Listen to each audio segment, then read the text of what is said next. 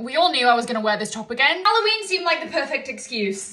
Plan is fairy or Winx Club. Any variation of a fairy that you would like. This thing takes legitimately 20 minutes to get on. Thank God.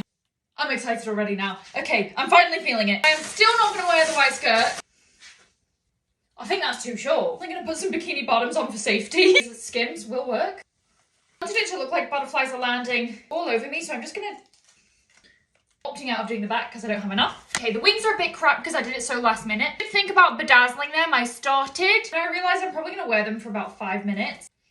God, was that an ordeal? Okay. In this particular instance, I feel that is the only way. I lace them all the way up my leg. I can never get them to stay when I lace them up.